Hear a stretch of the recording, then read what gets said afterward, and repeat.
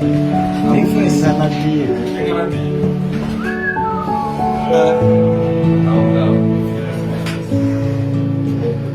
Nada mais aí que a gente So my friend, iyi ni pizza ibonetse kuri uno munsi.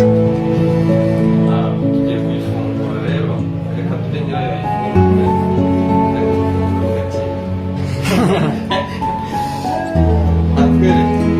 Turebe ikintu kirimo. Hello my people, once again twahaye ikaze muri Samtech Immigration Visa Tour Travel Agency. Tunabona kubifuriza umwaka mushya muhire wa 2025 nkuko twagiye tubifuriza, ariko n'uyu munsi nibwo bwa mbere kuba dukurikirana kuri YouTube channel yacu tubashije kongera kubaterekeraho ikiganiro. Wakwibaza ngo twari turi mu ki, twari tugiye mu ki muri Samtech mu buryo twari dutuje bingana gutya, tuterukaga kugeza ikintu tubagezaho, twatuma twabashakira ido nido amakuru y'umwimerere, amakuru yabasha guhindura ubuzima bwawe muri uno mwaka 2025.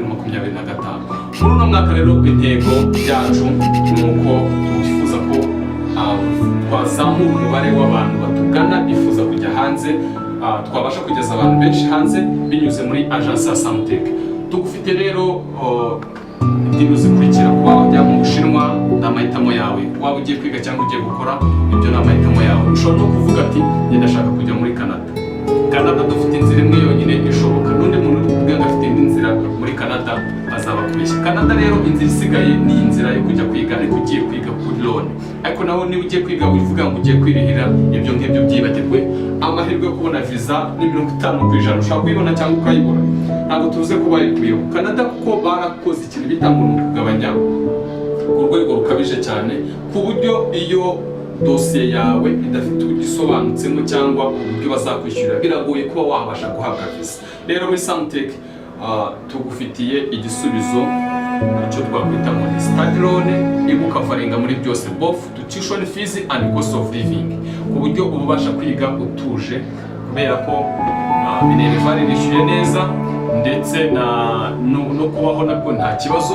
Icyo usabwa ni ikirere, icyo usabwa wowe ni uko utugana agence ya Samtech tukakwereka porogaramu zitandukanye tubafitiye mu byo twakwita muri STEM, Science, Engineering, Technology and Mathematics. Niba uri umwe mu bantu bize ibyo bintu muri Samtech no muri Canada urakenewe.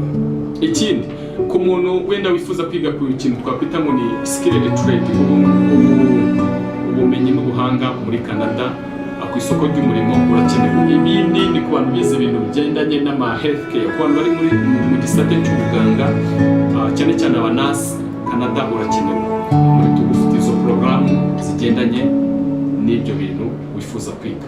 Ikindi rero nuko iyi visa ifite amahirwe menshi kuko iba ikwishyura buri kimwe cyose.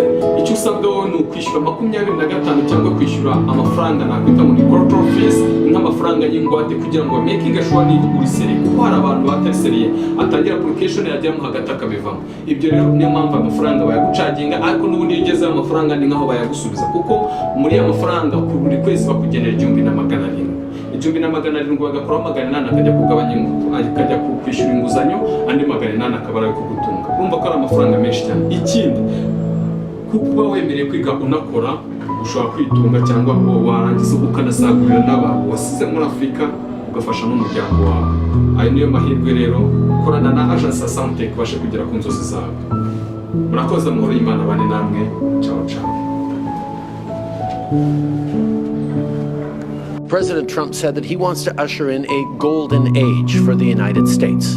That will require more steel and aluminum, more critical minerals, more reliable and affordable energy, more of everything to run the U.S. economy full steam ahead. Canada has all those resources. The alternative for them would be more resources from Russia, China, or Venezuela.